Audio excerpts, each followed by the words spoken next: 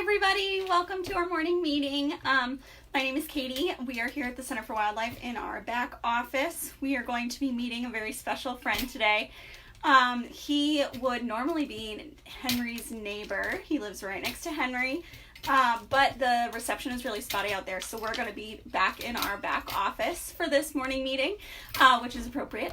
So this is where we'll be doing our little discussion today. Come on in, let me know if you're here, introduce yourself and tell me where you're from, and if you have any questions, and we will get started. Thank you guys so much for the wonderful response yesterday. It's really exciting. I know Henry is such a fan favorite. I often refer to Henry and this little guy as my boys. They live right next to each other, so whenever I go out there, I get to say hi to my little boys. So let's meet our friend for this morning. All right, flip around. I don't know if you guys can hear that, but that is actually the cry of a little baby squirrel baby who is with us. We have gotten many, many baby squirrels in the last few days. I think we're up to 5. Skeeter. So Skeeter is, this is how Skeeter travels around if he's coming out of his enclosure. So he is going to come out and explore our office a little bit. We have some treats for him. Hi, come on. There you go. What do you think? Nice job. Good morning, Caitlin. Hello. Skeeter is our Eastern Gray Squirrel Ambassador. He's very handsome. Hi, buddy. Hello. And he is actually almost 7 years old, which is pretty up there for a squirrel. In the wild, most of them don't really get beyond past a year very frequently. And then if they do, they might live to be like 6 or 7. But Mr. Skeeter is up there, and we're very happy to have him. Good morning. Good morning, Michael. Hello. Yeah, definitely let us know if you're here, guys. So Skeeter loves coming into the building and exploring these office spaces. He also really enjoys all of the treats that he gets. So he's having a good morning. And you can see how he's just really doing some great work with those sunflower seeds. And I also have an extra treat for him today. I have some acorns. What's that? So obviously our squirrels are famous for their ability to store and save acorns for the winter. Thank you so much for donating, Michael. That's so sweet. Good morning, Ryan. Hello, we miss you. Where are you going to put that, bud? So our squirrels are famous. You guys hear that? For caching their acorns, and a lot of people say they don't find many of them, which is technically true. They usually will cache about 1,000 acorns every season, which is a lot, and then they'll only find about 250 of them, which is, you know, still a significant portion, but it leaves many, many, many acorns planted that can become oak trees. Happy Easter, everybody. Happy Easter from Beth. Hi, Evan, we miss you. Hi, guys. Where are you going? Come here. He is so sweet. Skeeter's been with us since 2013. He was brought to us because he was found by the side of the road. We suspect that his mom might have been hit by a car, and then he went looking for her. He was very young. He was, you know, just a baby. Thank you so much, Jen, for donating. That's so sweet. So we suspect that he went looking for his mom, and he fell from a tree and sustained some neurological damage. So we like to say that Skeeter is a little extra squirrely. Oh my God, what's that? He gets vertigo, so he will get a little bit of dizziness when he climbs too high, which is not something that a squirrel can really survive with. They are known for running through the trees. They go super, super fast through the branches. They have to have incredible balance. And obviously dizziness would be very, very bad for a squirrel. What are you doing with that? Yeah. So Skeeter has these amazing teeth. He is in the rodent family, just like Henry, who you guys got to meet yesterday. He's Henry's little cousin. And the rodent family is famous for their front teeth, and we'll try to see some of them. What do you think, bud? But they have these very long, sharp, pointed incisors, and they are usually orange, which is amazing. They will get little tiny mineral deposits from the food that they eat, little bits of iron, and it'll go right into the front of their teeth. That makes them orange. And the reason for that is that they want them to be super strong so that they are able to crunch and chew up acorns. And you can see he's done a number on these acorn shells with those teeth. Hi, Karen. Good morning from Tristan and Gabe and Chloe. Good morning, Jen. Thank you so much. Good morning, Liz. I also suffer from vertigo, so that is something that that Skeeter and I have in common. Hello. And it's interesting because a lot of these neurological issues can be exacerbated by the heat. So I'll notice sometimes in the summer, Skeeter will get a little bit more dizzy, or he also tends to circle. So he'll chase his own tail, kind of like a dog does. But with him, it's not something that we would want to see. Because if he were obsessively chasing his tail in the wild, a hawk might swoop down and say, oh, thanks for making that really easy for me. So we don't necessarily want Skeeter going back out into the wild without the ability to really control his behavior. Look at that tummy. Are you so cute? Yes. Thank you so much, Liz. That's so sweet. So we at the Center for Wildlife have been operating with you know, the bare minimum of staff, and we have started to get our baby squirrels in, which is exciting. We always look forward to this time of year, but it's going to be really interesting to see how that goes. We often will see the peak of our patient load right around this time of year when we've kind of cut down to the minimum staff. So we're trying to make that work, and it's been really fun because I get to feed baby squirrels, which is something I don't usually get to do as a member of the education team. I usually am off doing programs, so it's a little bit of a nice change of pace, although we do miss you guys so much. We miss being able to be out in our community.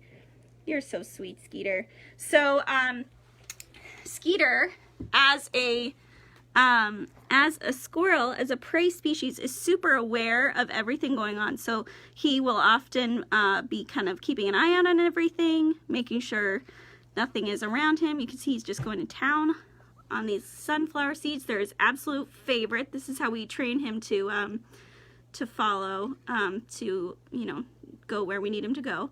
Thank you so much, Ashley. Good morning. I'm so glad to hear that you adopted Skeeter and that his picture is on your fireplace. That's so sweet. We do have adoptions on our website, and you can adopt these guys for a year.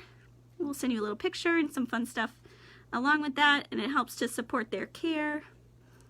What do you got there? Do you want another acorn? Yeah? Oh my goodness. Hi. So Skeeter, hi. What you doing? Skeeter is one of the types of squirrels that we have around here. We actually have several. We have 3 different types of squirrels in our area, which is cool. So gray squirrels are the ones that we see most frequently, and they're obviously called that for their color, but they can often have different colors on them. They can often be brown. They can have reddish coloration on them, which many people will mistake for a red squirrel. And then they also can be black. Completely black. In many areas of the country and up into Canada, there are little populations of what we call melanistic squirrels that are super, super dark. And it's just like how we have more or less pigment in our skin. These guys can have more or less pigment in their fur. Well, I wanted to show off you eating an acorn, so we took the sunflower seeds away.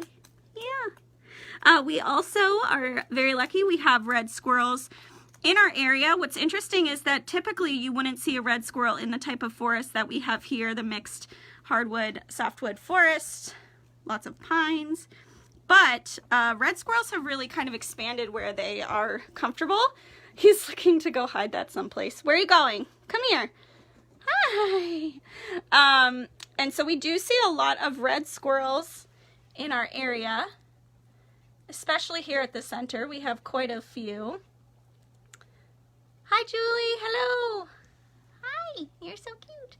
And then we also have flying squirrels in our area. We kind of overlap in the range of flying squirrels that are a northern subspecies and a southern subspecies. So we have two different types of flying squirrels in our area. And those are the ones that we will often see in the summer, or in the winter rather, in our houses. Skeeter, do you have seeds in your pouch there? I don't know if you guys can see, but that little patch of white next to his eye there, I think someone's storing some sunflower seeds in that little pouch, because he went through quite a few, and he'll store them in that little pouch and then go plant them someplace. What do you think? Yum, yum, yum, yum, yum. Yes, so we do often get, hi Diana, thank you so much. I know cats are big time fans of squirrels. They will often hunt squirrels. We have a couple of baby squirrels with us right now that were caught by people's cats. So it's great that your cat is inside. Thank you so much for doing that. That is a great way to keep our baby squirrels safe this time of year.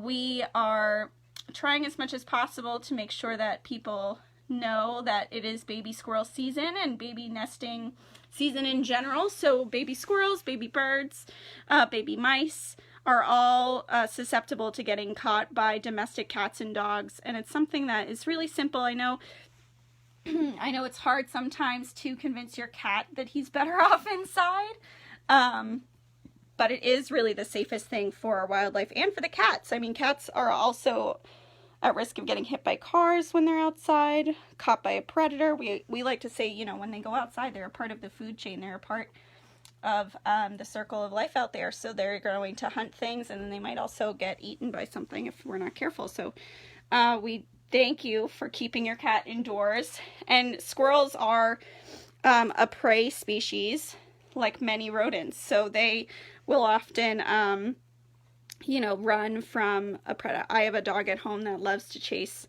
squirrels around, and I can't imagine her ever catching one, but they are very fast, and that can often stimulate our predators to feel like they need to chase them. Hi, buddy. The really cool thing about squirrels is that they're one of the few species of animals that live in trees that can actually climb up and down. Like, they can climb head first down a tree upside down, which is very you know, rare within our animals. They usually will have to climb up head first and then down bum first, but our squirrels can actually flip upside down. They can rotate those back feet. Hi, bud. Hi. You want to show off your teeth? What do you think? Oh, what are we chattering about? I know. There you go. When Skeeter doesn't get enough food, he'll start chattering at me. Hi. That pouch is getting so full. So those little back feet that you see, those can actually rotate backwards, and he can hang upside down from his back feet, which is really incredible. Most rodents can't do this. Most species of mammals can't do this. So he is able to go very, very fast upwards and down the tree. You might see squirrels running around this time of year and doing a lot of chasing each other. They will chase each other as part of their kind of mating rituals. So when you see one or two squirrels running up and down a tree chasing each other around, that's a possible mated pair that might have some babies. And usually the female does most of the raising of the babies, so she'll build a couple of nests, and squirrel nests actually don't look much more than like they're just clumps of leaves in trees. So it can be pretty hard to tell that you have a squirrel nest. It's really just going to look like a haphazard lump of leaves in a tree. And we you know, we always recommend that people refrain from doing tree work this time of year, because those... Oh, I'm so sorry. You're just going to have to wait a second for more food. We always tell people to refrain from cutting down trees and limbs this time of year, because those babies will be nesting in those clumps of leaves. Yeah, I know. And what's really interesting is that these squirrels will actually build 1 or 2 of those squirrel nests, and they will move babies between them if they get, you know, if they get blown down, or if one of them gets infested with parasites or something. They will actually, they will move their babies from one nest to another. So a lot of times people will say, you know, I did some tree work, I didn't realize there was a nest there. Now this nest is down and mom's screaming at me. And so what we'll often recommend is that people let them be, just leave the area and try our hardest to make sure mom feels safe to come and get her babies, and then she will often move those babies to a secondary nest. And whenever we have a secondary or a successful re-nesting, we always get very excited. Hi Katie, it's so excited to see you in here. Oh my goodness. It's always fun when relatives tune in. Hello. I hope Eli is watching. Hi everybody. Definitely know if you're let me know if you're here and if you have any questions. I know squirrels tend to get a really bad rap. People think of them as a nuisance species, but they're actually so important, and they're very, very interesting if you observe them up close. They have a lot of personality, but they also are very, a lot more intelligent than we give them credit for. So they've done really amazing studies on these squirrels and shown that they are capable of making or imagining what other squirrels are thinking. So what they'll do is they will make a big cache. They'll store a bunch of seeds in their pouch like Skeeter's doing here. That little white bit is getting bigger and bigger, Skeeter. And they will go and plant it someplace. They'll go put it in a little cache. They'll dig a little hole in the ground, or they'll put it under some leaves or in a hole in a tree. And if they think another squirrel is watching, they will actually fake putting that food in that cache, and then they will store it in that little pouch there. So they'll fake planting it, keep it in that pouch, and then while that other squirrel comes to try to steal it from them, they will go and bury it someplace else. You got an itch? So they actually are capable of knowing like when another squirrel is watching them, what they need to do to deceive that squirrel. They call it the theory of mind. It's really interesting. So they're capable of understanding that that other squirrel has thoughts and or is going to, you know, understand what they're doing based on their actions. So it's very interesting. It's something that we didn't really attribute to many animals other than humans for a long, long time. But we see many species doing this. 8-year-old Lila would like to know if squirrels like a cold climate. So you can see these squirrels are, you know, they're pretty bushy. They have a lot of fur on them. Skeeter also will grow some extra fur for the winter, and then that tail acts like a wonderful blanket. He'll wrap that around himself when he gets cold. They actually live in a lot of different climates. We have a lot of eastern gray squirrels in our parks and in our cities, so they do pretty well in just about every climate within the United States. But then if you do go more south and into like a desert area, you'll start to see them switch from these eastern gray squirrels to rock squirrels, which is a similar but different species. They are in the ground squirrel family. And they are just a little bit different from these guys. They're not as bushy, and they're more of a desert dwelling species. So we do see different types of squirrels, you know, in different parts and climates. These guys are definitely more of a northern species with all of that fur. But they are so good at living in such a variety of places, especially where there are people, that we now see gray squirrels throughout the country, throughout many different types of areas. They've also migrated over to Europe, so we see them being kind of a nuisance in England and in many parts of Europe. They are very, very good generalists. They are good at surviving in a lot of different places, and because of that, they have made life a little bit difficult for some of our other squirrel species. But they are still very important. They are especially common wherever you would see an oak forest. So if you're going to have a big forest with oaks, you're going to need squirrels to plant those trees, because all of those acorns that they plant are really just little baby oak trees waiting to waiting to grow. So I'm going to give Skeeter another acorn because I think you've got enough sunflower seeds in there. There you go, bud. I know. You have done a number on all these seeds. I don't think you're actually eating them. So you can definitely see he's got these pouches behind his face, behind his cheeks. Hi. Right, yep, right there. What do you think? And you can hear the crunching. They have those incredibly strong front teeth that I mentioned. And they'll also rotate things in their paws. They have this little pad where our thumb would be that, oh, stretch, squirrel yoga. Yeah. They have this little pad where their thumb would be, where they'll rotate their food around to get the best, like, entry point into the acorn. Look at that tummy. You're so cute. Like I said, Skeeter is pretty senior. He's pretty up there. He's about 7, which is older age for a squirrel that you would see in the wild. But in captivity, these guys could live to be upwards of 20 years old. So we're hoping to have Skeeter for a long, long time. And I did mention before, for those of you guys who weren't here, that Skeeter came to us because he fell from a tree as a baby. So he did come to us when he was fairly young. He's very well socialized to people. And so he does a really good job being around people, being on programs.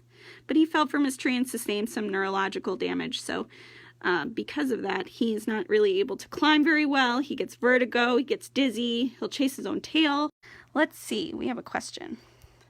Oh, that's a great question. So we have a question. Was a couple of years ago in our area, at least in the Seacoast region, we had a bunch of squirrels on the road that were getting hit by cars. And this was like very striking. It was a lot. And it was certainly really distressing. Where are you going? So we had many, many squirrels. And because of that, a lot of people were asking us, like, what is going on? Why are there so many squirrels on the road? What's happening? And the reason for that is actually very systemic and helps us learn about the ecology of these squirrels. So if you'll remember, so the Squirrelpocalypse, they were calling it, when we had all those squirrels on the road, they were, that happened about like 2 summers ago. And then the year before that, the fall before that, there had been a massive crop of acorns. So oak trees will actually rotate through patterns where one year they'll drop a bunch of acorns and then the next year they won't drop any. And so what happened was the year before, there were a bunch of acorns everywhere. Because of those extra acorns, they were able to have a lot more babies, support a bigger family. Those babies were able to go back out and find their own acorns, make caches, survive the winter more. And then that following summer, there were a lot more young squirrels that had survived the winter and were now desperate for food because the oak trees had restricted all of that back. And so what happened was you had all of these young squirrels who didn't have good caches, who hadn't been well prepared, or just generally squirrels couldn't find enough food, and they went to the roads in search of food. So a lot of times squirrels will go to the roads thinking that there might be something there for them. When we throw stuff like garbage or apple cores or banana peels outside of our car window, that can attract rodents like mice and squirrels and things. I'm so sorry. Yeah, there's no more food. There is, but you can wait a second. So what happened was all of those squirrels were going to the roads in search of food, and there wasn't much for them to find, and that's why we were seeing so many of them being struck by cars. And what's interesting is that because of all of the because of the increased population of squirrels, we also saw an increased population of raptors that commonly eat squirrels coming into our medical clinic that winter as well. So all of these juvenile owls and hawks that would normally have a harder time and wouldn't have survived in the wild were coming into us because they had been able to survive on all of the baby squirrels that were around, on all the extra increased squirrel populations. So we had a bunch more raptors coming to us as well. And it's interesting when you see that happen, where the bottom of the food chain increases, and that increases, you know, the herbivores, and then the predators increase as well. It's like a big wave that travels up the food chain, and we call that a trophic cascade in ecology. And it's very interesting to study those sorts of relationships in an ecosystem.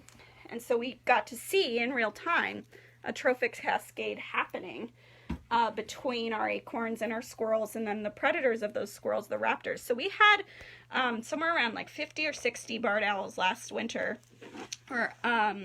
that all came to us because they were young. They had really good eats with all the squirrels, and then the winter came and they weren't able to support themselves. And then you'll notice, because of all of those squirrels getting struck by cars, the populations were reduced greatly. The oak trees constricted back their production of acorns, and that led to fewer squirrels this past year. So if you notice that there were a lot fewer squirrels, that's the direct result of that cycle that the oak trees will make. And that's a way for them to limit the amount of predation that is on them. So when they go to throw out their acorns the next year, there'll be fewer squirrels that can prey on them. So they're going to be more successful. It's very interesting. It's a strategy that the oak trees use to help keep their predation in check, because squirrels are really kind of a predator of our oak trees. They also, gray squirrels are known to be omnivores. We often will describe them as a rodent, that they eat acorns, that they're, you know, going around planting oak forests, but they also do, they do eat meat sometimes. If they're desperate, they'll eat mice, they'll eat nestlings, they'll eat eggs, things like that. So they do actually, they do eat a lot of different foods, and this is a part of why they're such great generalists. They do eat some nestling songbirds. They'll also eat trash, garbage. This is why we see them living in a lot of great, in a lot of cities, city parks, because they often are either fed by people or because they find a lot of things that they can eat. Okay. If anyone has any further questions about Skeeter, I would be happy to take them here. I know that was kind of a long-winded explanation about all the squirrel, smush squirrels that we saw. Hi, Skeeter. I know. Skeeter's very curious. He has been in this back office before, but he doesn't get to come back here too often, so he's going to run around and explore. He is a rodent, and they actually produce little tiny pellets of poop, and so then afterwards we'll go and pick all of those up. Donna asked, do we have any other squirrel species in the area? What are you looking? Oh, wow, look at, you're showing off your climbing. This is a little replica of our tree that's going to go in our new nature center. We built a little model. Please don't chew on that. Yeah, there you go. And you can see him demonstrating how he climbs down trees head first. He's so good. So Donna asks if we have any other species of squirrels in our area. We do. We have red squirrels, which are smaller and obviously red in color. And a lot of people will sometimes think that a gray squirrel with a little bit of red fur is a red squirrel, but red squirrels are much, much smaller than these guys. And then we also have flying squirrels. So those are the guys you usually would find you know, nesting in your house. They're the ones that are gliders, not really flyers. Look, those are for you. Yeah. As soon as there's no more food, he has to go find some more. Hi, Danielle, we miss you. Hello. It's been so hard without all of our volunteers. Has he ever had a roommate at the center? Yes, he has had a little girl roommate that we thought was going to be a good ambassador, but then she escaped, which is not something that usually happens. She was not really one that we, you know, would have probably ended up keeping in the long run, but we tried it. And then she was released. She self-released. I know. And that usually doesn't happen. She was determined. Hi, little girl. Okay. Thank you guys so much for joining us. We really appreciate all of you tuning in and supporting the work that we do at the center. As always, there's a donate button there for those of you guys who are able to support us in our work. We really appreciate it. Also, you can visit our website and support our emergency fund, which is going on. Thank you, Skeeter. Have a great rest of your day, everybody. And we look forward to seeing you tomorrow. Okay. Bye, Skeeter.